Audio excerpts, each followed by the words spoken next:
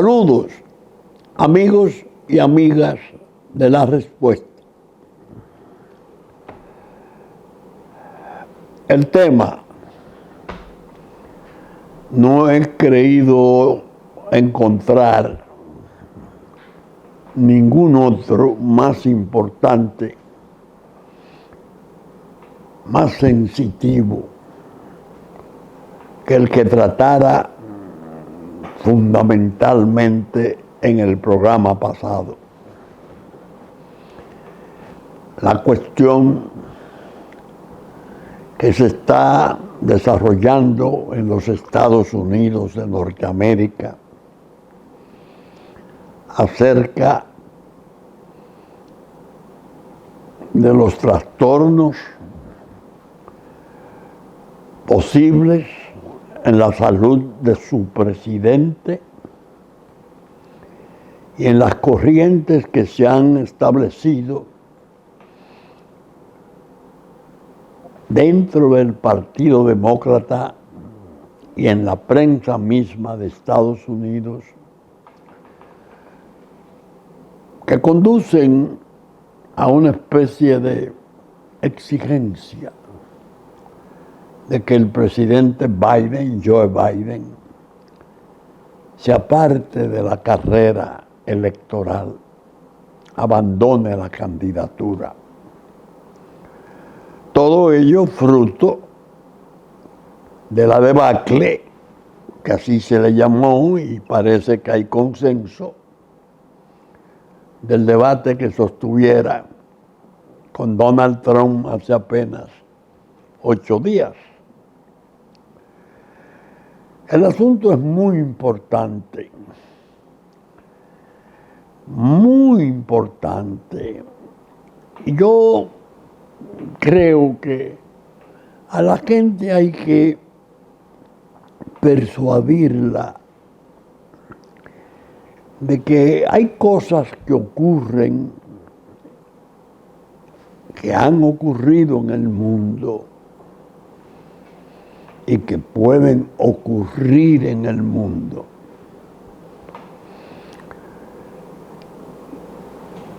que han tenido en las bases problemas en la salud de los gobernantes.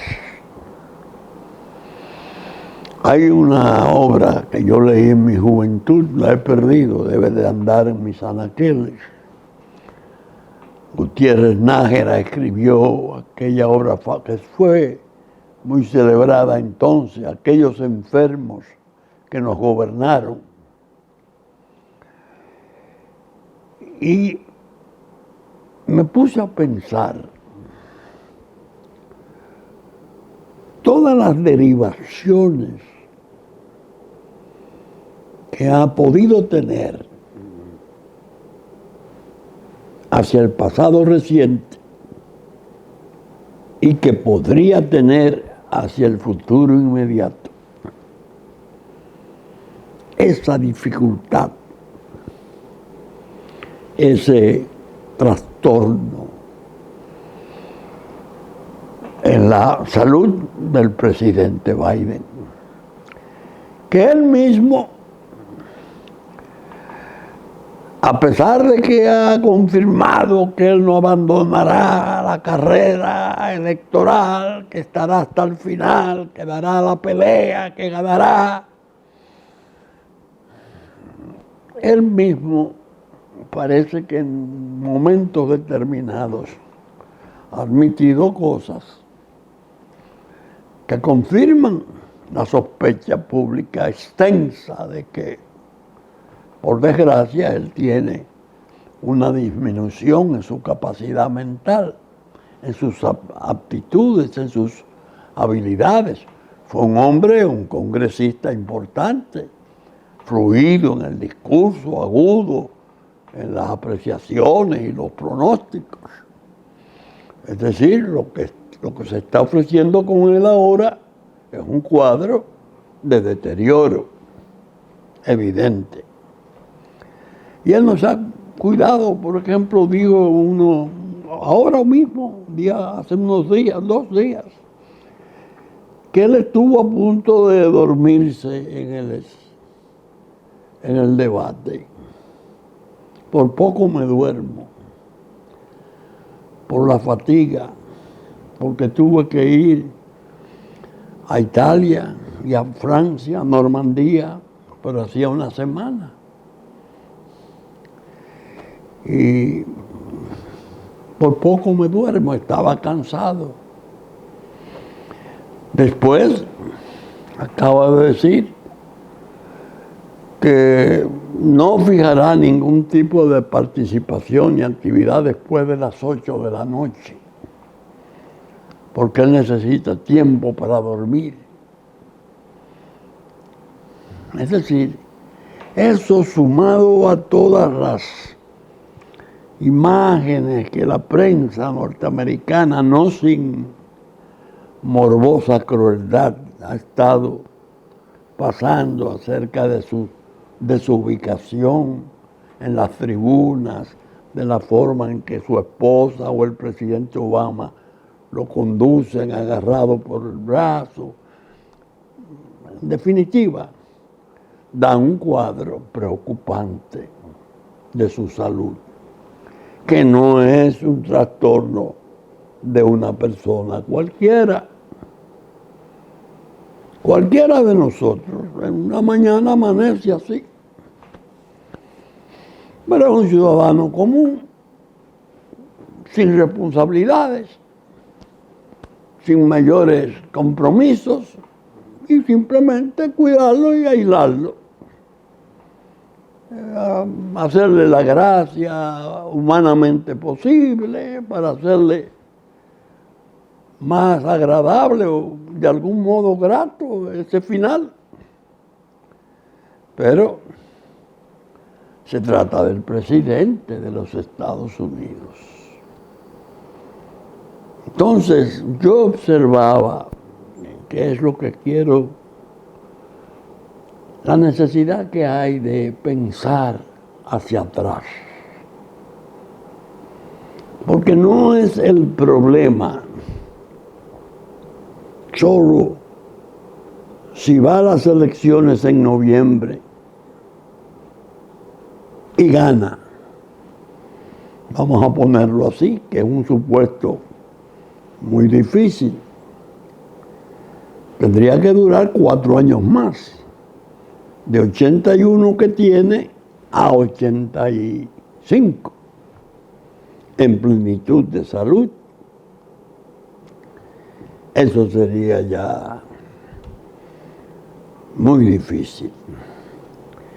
Pero en los últimos 2 años, 3 años, en el tiempo en el que han estado los paparazzi filmándolo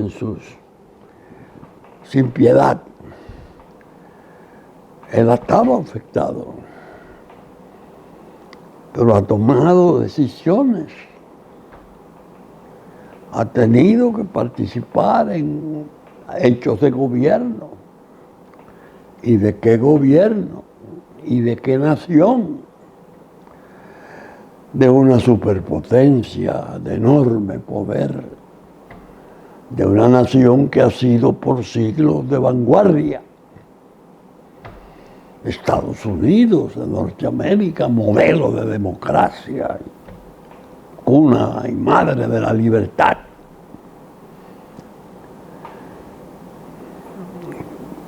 Me vino a la mente la salida de las tropas norteamericanas de Afganistán. No porque las retiraran, porque eso era deseable incluso, sino en la forma en que se hizo, tan abrupta, tan inesperada, tan secreta, porque ni sus aliados de OTAN, que estaban con fuerzas especiales allí representados, recibieron notificación de que al día siguiente ya las fuerzas norteamericanas estarían saliendo de Afganistán. Y además, $86,000 millones en equipos militares abandonados. Por Dios, tanques, cañones, misiles, todo el armamento que tenía Estados Unidos en Afganistán, abandonado, dejado en manos de los talibanes.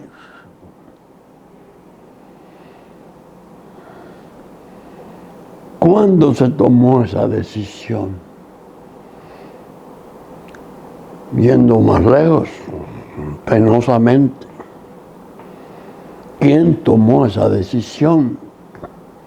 ¿Fue realmente el presidente en un episodio de desorientación? Que no se atrevieron sus asesores a decirle: presidente, está bien, nos vamos, pero espere, vamos a irnos gradualmente. Y no podemos dejar ese armamento en manos de los talibanes, porque vamos a dejar ahí una especie de pradera ardiente y armada, terrible, naciones enteras que pueden ser expuestas a cosas pesadas. Óigame, esa decisión grave, la misma insistencia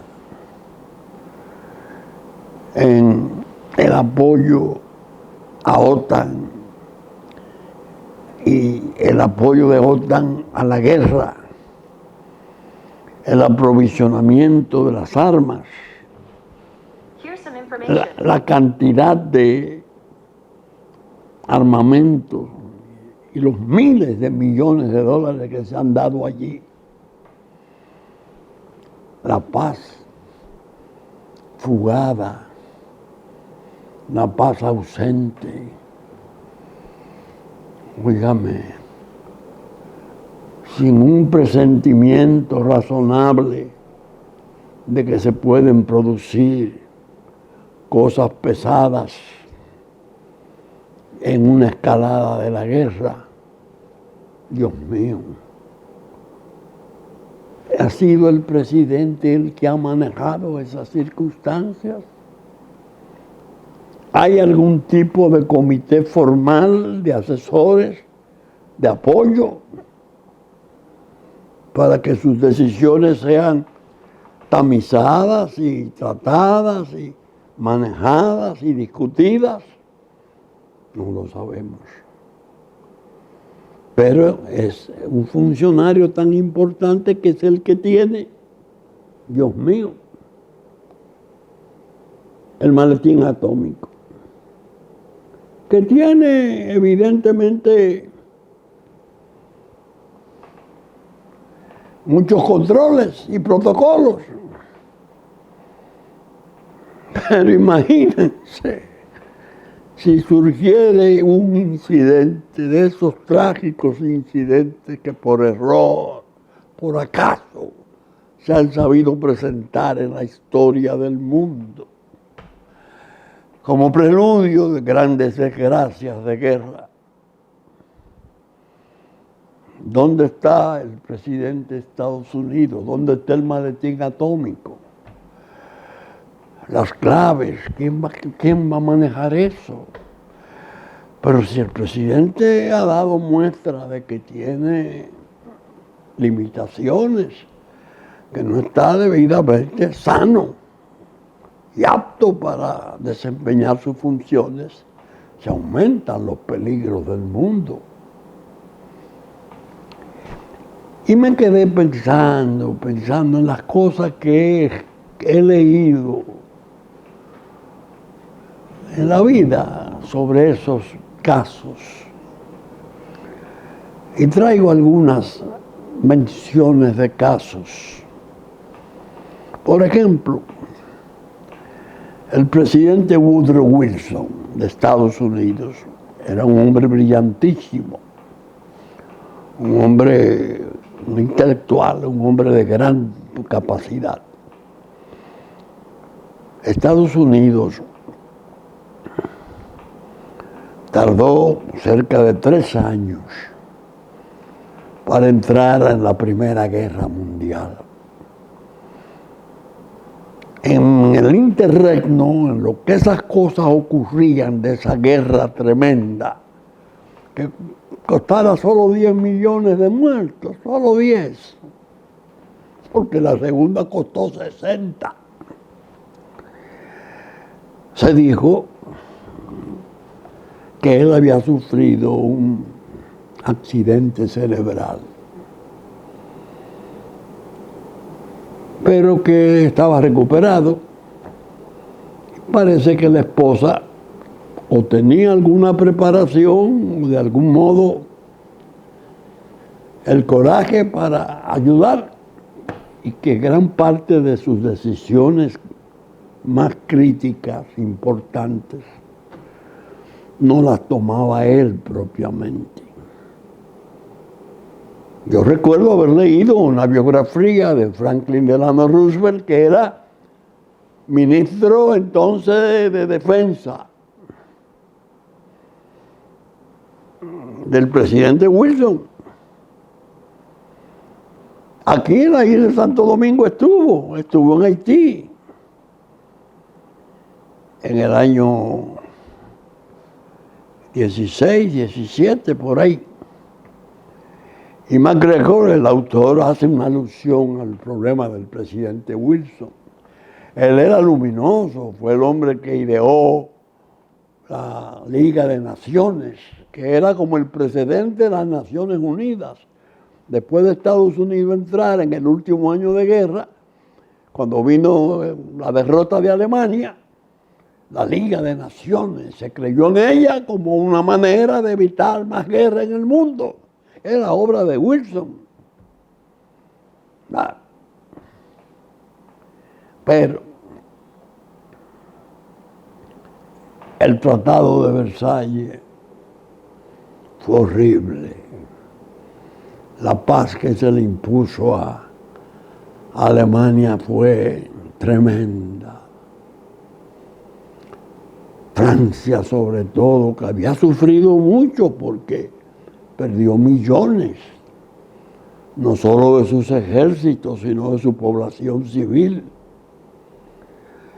Fue exigente y no fue piadosa en la reclamación de compensaciones.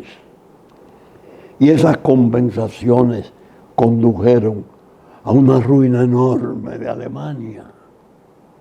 Y vino el 29, y esa década del 20 al 30 de Estados Unidos le llamaron la década perdida, porque Estados Unidos se volvió a ausentar ya con el presidente Hoover, y era una parranda.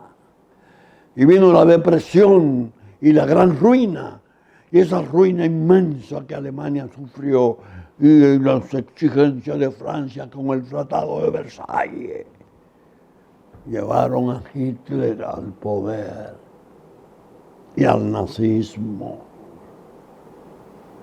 Y esto ya en el 39 emprendían la Segunda Guerra de espanto, de los 60 millones de muertos. Quiero decir con esto que la salud de los gobernantes, las aptitudes, las capacidades, su memoria, sus capacidades de razonamiento, cuando eso se turba en medio de esas grandes crisis, eso es horrible. Porque uno no puede separar el fenómeno mundial de esas guerras espantosas de los actores. Precisamente al sentarme a grabar, le pedí a mi nieto José de Jesús, que me asiste admirablemente en la filmación de este programa: consígueme, porque la he perdido de momento, el título de la obra escrita por Norman Ohler, El gran delirio, Hitler y el Tercer Reich. Yo la tengo, la he leído, la he comentado en otros programas de la respuesta.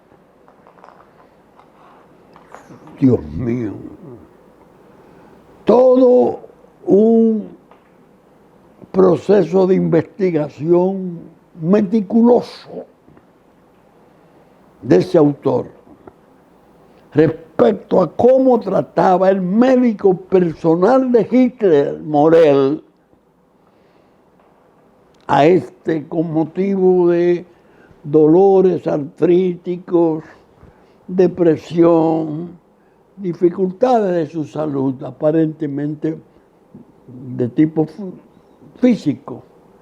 Pero él se encargaba de darle la energía, darle la normalidad y la brillante capacidad de imponer, dictar órdenes, etc.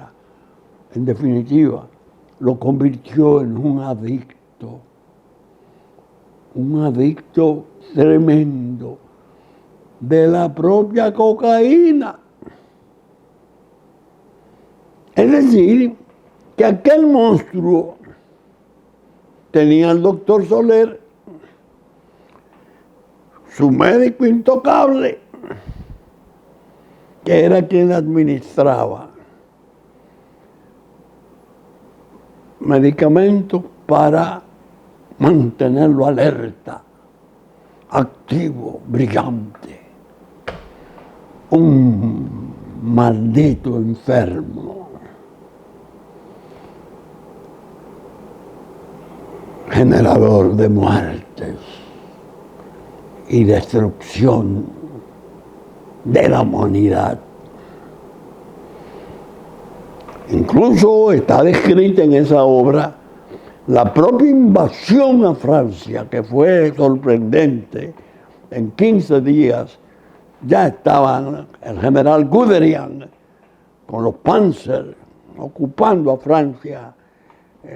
Habían violado, evadido la línea Maginot, con la que ellos contaban parar los mecanizados alemanes. Se le fueron vía Bélgica y arrasaron. La describe todos esos soldados recibiendo una droga,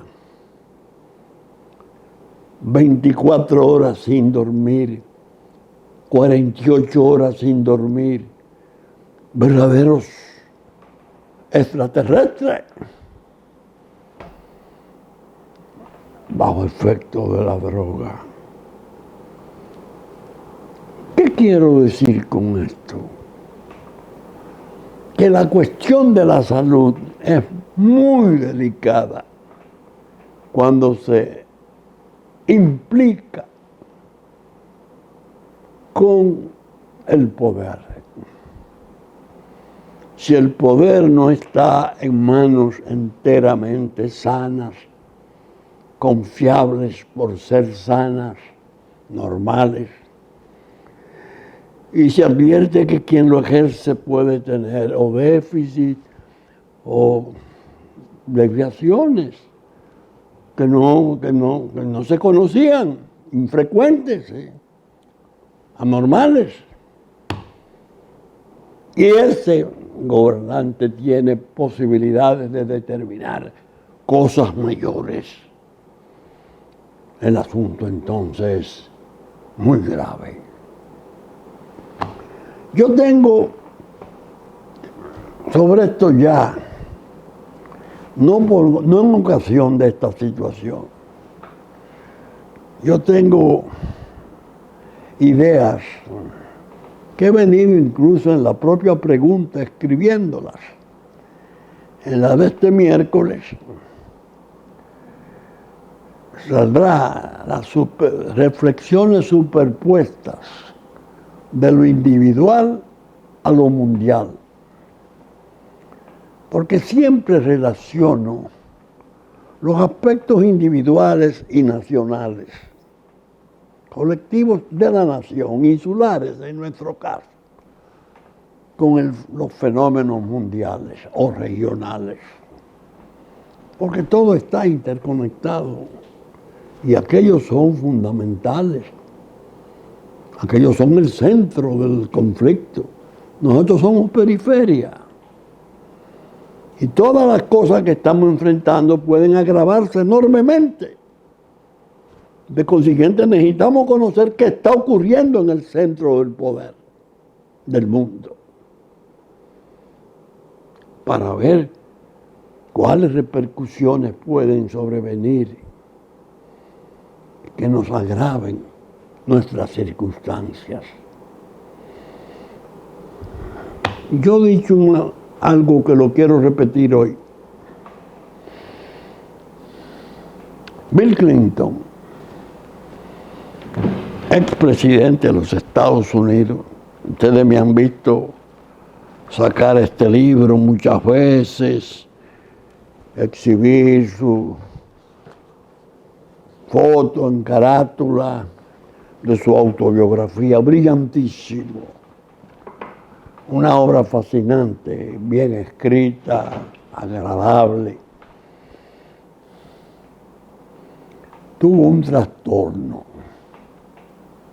de otra índole, claro está. Su inteligencia brillante aún permanece. Una pasante, estudiante de pasante en Casablanca, Mónica Lewinsky, muy bonita, de algún modo lo cautivó.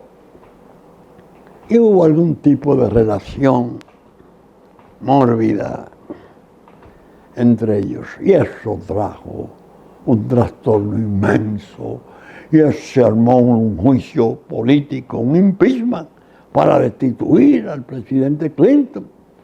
Porque en la sala oval había tenido, no sé si sexo o actos preparatorios del sexo. Bueno, con motivo de eso, su ex vicepresidente, Al Gore, hijo de un senador tradicional, austero, no tan brillante como Clinton, pero lucía siempre muy atildado. Como que se alejó del drama de Clinton, que estuvo a punto de perder el poder, porque el Senado pudo expulsarlo. Eso determinó que el presidente Clinton se enfriara con su vicepresidente, que no fue solidario, quizás obedeciendo a la naturaleza de los cargos. El problema de esta muchacha y este tipo de trato que es condenable. Bueno, eso se vio como un problema entre amigos. Cuando me hicieron el juicio político, tú te sentaste. Bueno, cuando te presentaste de candidato, yo no te apoyé. Yo no te apoyé. Y te pude haber apoyado con mi elocuencia, con mi obra, incluso porque la economía se había disparado y los déficits habían sido corregidos. Bueno, me mantuve distante de tu suerte, Al Gore. Y el asunto fue tan cerrado que una corte en Florida decidió que quien había ganado no eras tú, Al Gore, sino George Bush, hijo, el hijo del legendario presidente Bush, el Bush padre. Bueno, cuando se dio ese fallo, que fue muy cuestionado.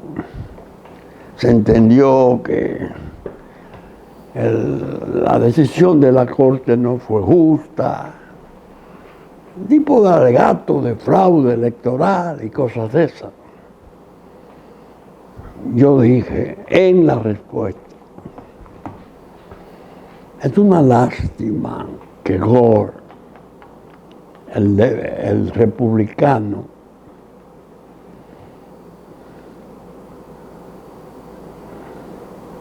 Gore, el demócrata, no haya ganado y que haya ganado el republicano, Bush hijo.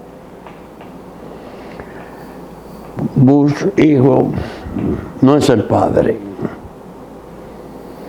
ni tiene las luces, ni la experiencia, ni la leyenda que fuera el padre. Incluso se dijo entonces que el padre Bush, hablando con Dick Cheney, que pasó a ser un tipo de cabestrillo del presidente Bush joven,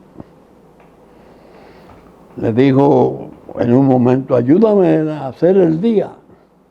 Yo confío en que tú le vas a ayudar a hacer el día.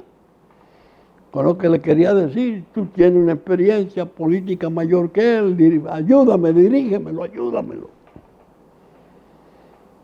Va bien. Mucha gente vio los incidentes como algo corriente, como puede ocurrir entre particulares. No. Cheney, con vínculo con Halliburton, una petrolera, pasó a ser un hombre fundamental de esa administración. Vinieron los ataques de las Torres Gemelas y se respondió con la guerra, bajo el alegato de que Saddam Hussein tenía armas de destrucción masiva, armas químicas, pese a los informes negativos que diera la Comisión Mundial de eso, de que no había tales armas. Se destruyó Irak en la guerra. Y de ahí se desprendieron otras dolorosas guerras. Y mucho del drama, o de los dramas que han seguido, tienen que ver con esto. ¿Qué pienso yo? ¿Qué pensé yo? Ese Gore mereció el otorgamiento del Premio Nobel de la Paz después de.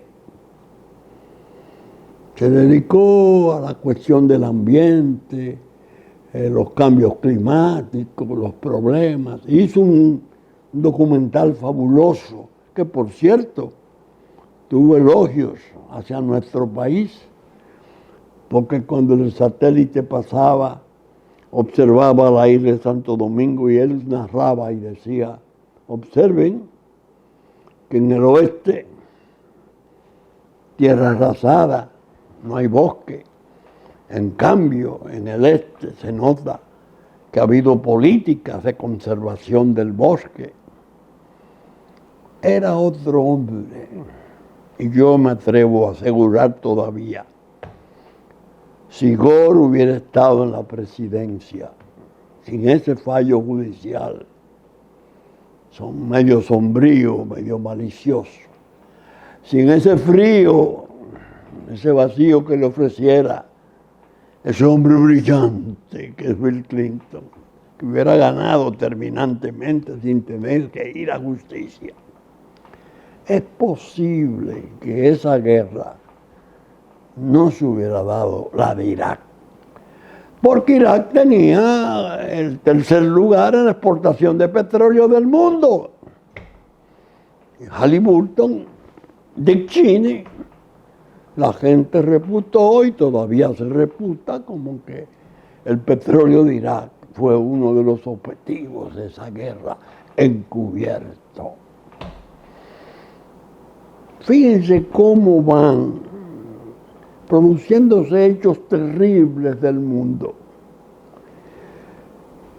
Y uno va inobservando, descuidando el examen de cosas que ocurren entre los que gobiernan.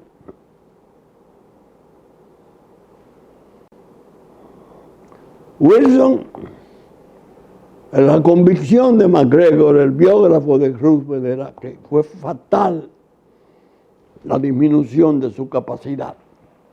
El Tratado de Versalles no hubiera sido concebido en los términos que se hizo. Quizás no hubiese llegado a ser un plan Marshall, como se hizo después de la Segunda Guerra, y rehabilitaron a Alemania. Pero no se hubiese hundido Alemania hasta donde llegara, para que ese grupo de monstruos, a la cabeza de los cuales estaba este sujeto, Joseph Goebbels, diario del 1945, un monstruo, el encargado de la propaganda del poder nazi, en la base de todos los desastres. La idea es que uno va viendo cómo se van desarrollando esas cosas y, como expliqué, no puede desentenderse. No es cuestión de decir, bueno, eso es Estados Unidos, a mí eso no me importa. No, espérate. No solo la cantidad de gente nuestra que vive allá, más de 1 millón,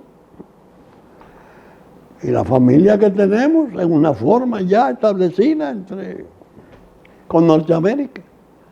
No, por su importancia, los trastornos de la región, lo que está pasando, África mandando fuerzas,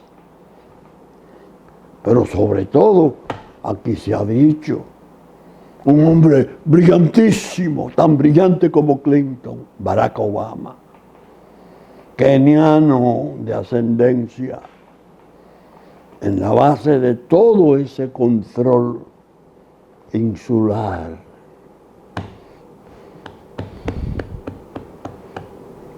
Kenia enviando tropas policiales o militares para pacificar Haití, y ya estamos viendo una guerrilla rebelde, sanguinaria, que aún llegando los primeros 400 asaltan comisarías, matan 20, bueno, un desastre.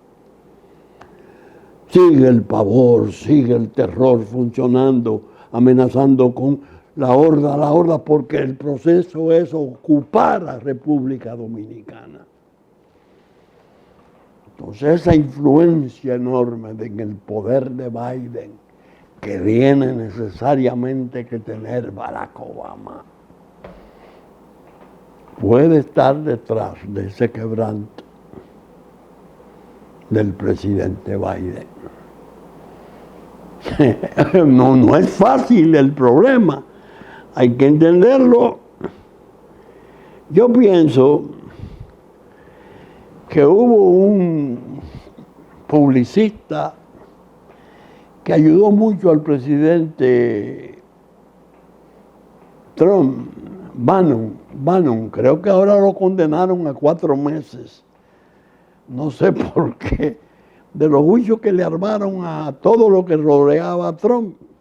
Ya vimos que inhabilitaron a Giuliani, el que fuera una leyenda como alcalde de Nueva York, el que fuera una leyenda como fiscal anticrimen, está inhabilitado porque mintió cuando objetó los resultados electorales y no podrá ejercer su profesión en ningún campo. Van 4 meses, que son los de la campaña, a prisión. Este hombre dijo algo que me alegró oírle. Quizás obedeciendo más a mis simpatías personales. Yo confieso que he sido y fui kennediano. A mí la figura de John F. Kennedy me fascinó. Lo quise, lo admiré. Leía con pasión su heroísmo de juventud en la guerra, aquellos perfiles de valientes, la muerte de su hermano Joseph, que tenía todo el tiempo cumplido en misiones en Alemania, en la guerra, Segunda Guerra, el más brillante de ellos, y se ofrece para un servicio complicado, casi mortal por necesidad, y perece en una prueba de bombardeo de unas instalaciones especiales alemanas. Para mí esa leyenda de los hermanos Kennedy me prendió mucho. Y llegó su presidencia y vimos, incluso nosotros tuvimos con él una experiencia cuando se dio el golpe de Estado el 25 de septiembre. Él muere en diciembre, en noviembre 23, sin reconocer al régimen de facto, intentando incluso restablecer al profesor Juan Bosch en el poder y las instituciones democráticas. Su hermano, Bobby, abogado, combativo, con un coraje enorme, desafiando permanentemente las mafias de Estados Unidos.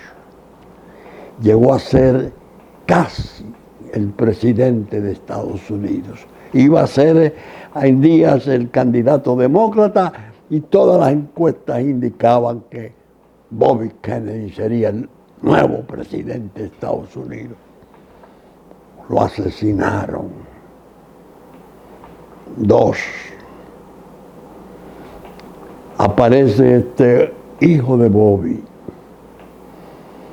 valiente como los Kennedy,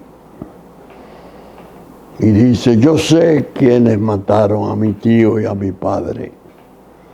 Yo quiero ir al poder. Posiblemente yo sea el tercer muerto de mi familia. Pero tiene el mismo discurso de Trump, siendo demócrata. Pelea con intereses intocables. El más intocable de todo y el más soberbio, la farmacéutica de Estados Unidos, una especie de poder de Estado oculto, invisible. Bannon dijo: a mí me gustaría, porque ellos son amigos personales muy buenos, que Trump llevara en el ticket a Bobby, al hijo de Bobby Kennedy, abogado. Me dice mi hijo Juárez, que tiene el inglés, que se expresa muy bien y claro, con un coraje de leyenda. Oigan cómo está Estados Unidos. Ese abogado, hijo de Robert Kennedy, sobrino de John F. Kennedy, se hizo candidato del Partido Demócrata.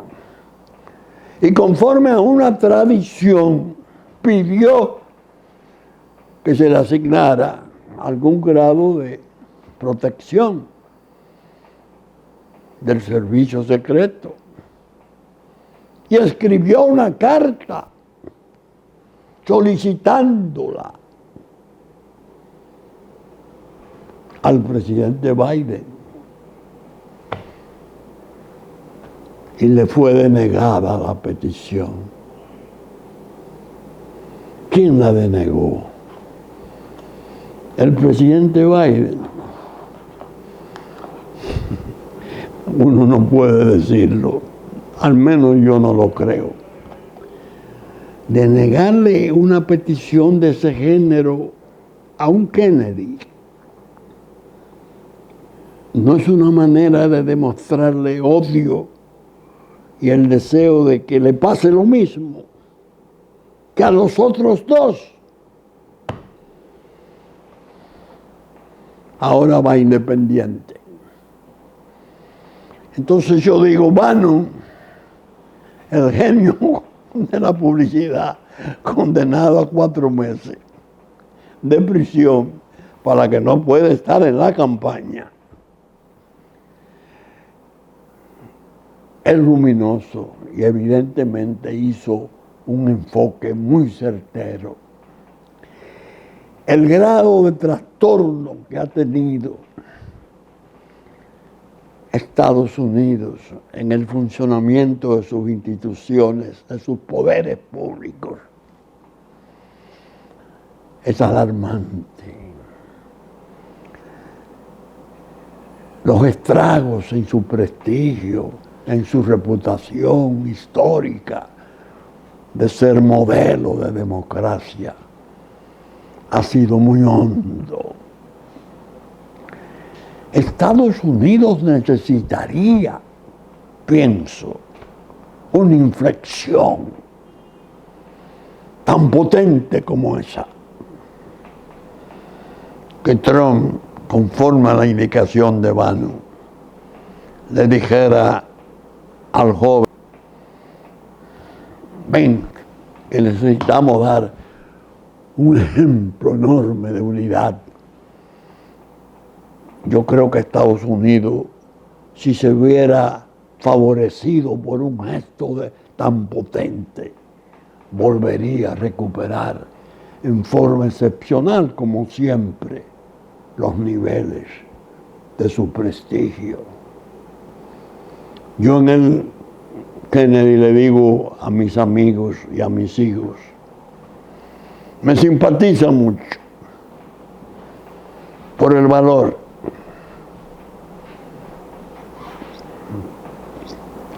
por la entereza, por el coraje. Y hay una deuda de sangre dolorosa, impune.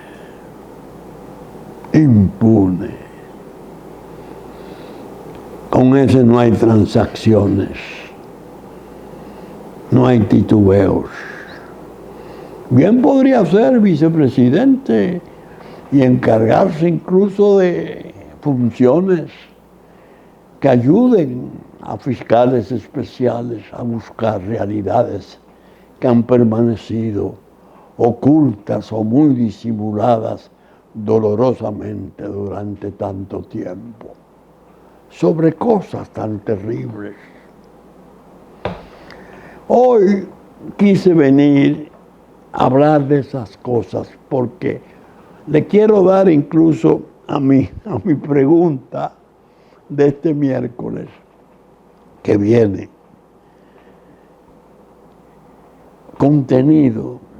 ¿Por qué trato yo en una pregunta donde hablo de mis 4 causas, cómo abandoné la tribuna penal, me alejé del ejercicio profesional típico, de las ganancias profesionales legítimas que me correspondían y me dejé arrastrar por la sublime obsesión de Balaguer por hacer justicia con los pobres del campo, y de ahí me pasé por la forma en que pienso a la lucha contra la corrupción pública-privada, a la lucha contra el crimen organizado, la droga y el desastre de sus secuelas de consumo y de gangsterización de la sociedad nacional, y sobre todo concentrado en la defensa de la patria en peligro de su independencia.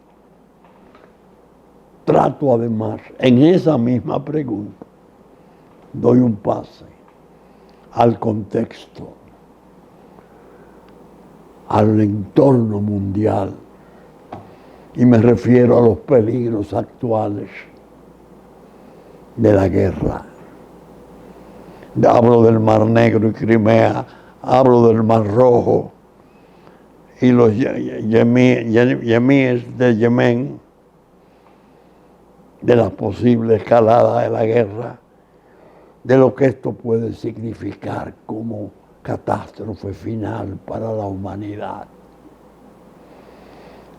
Es decir, el título está bien puesto, reflexiones superpuestas de lo individual a lo mundial. Ahora, en la respuesta, como es hermana de la pregunta, fueron los datos de mis inquietudes individuales, históricas, porque eso que hablé de Wilson, eso que hablé de Hitler, eso que hablé de Clinton y de Obama y sus diseños para liquidar nuestra independencia. Uno por razones y el otro obedeciendo y ya incluso confeso. Díganle a Haití que yo cumplí con lo prometido. Dicho en Perú, Barack Obama. Ahí lo vemos. Ya tienen a Kenia aquí, ya tienen África aquí, en el oeste. Entonces, surge el debate, surge el quebranto posible y es natural que no calle. Porque si callo, pienso que tendrían que hablar las piedras. A ese quehacer político que anda por ahí, poco le importan esas cosas, a pesar de que tanto nos conciernen. Bien, saben ustedes que estamos saliendo por Super Canal, nuestra versión central, domingo a las 11 de la mañana. Canales 33 de Claro, 3 del cable. Nuestra versión central. Que asimismo a las 12 del mediodía y a las 9 de la noche, Teleimpacto en los canales 52 y 22, 52 Claro, 22 del cable, reproducen nuestros contenidos. Y que estaremos en YouTube a partir del mediodía de domingo, después de nuestra emisión central. A los amigos generosos, propietarios de canales del interior, que con tanto afecto me dicen que pasan a veces la respuesta en los tiempos en que les resulta dable hacerlo. Gracias. Con la gracia de Dios esperamos estar con ustedes el próximo fin de semana en la entrega de una nueva respuesta. Muchas gracias y hasta entonces.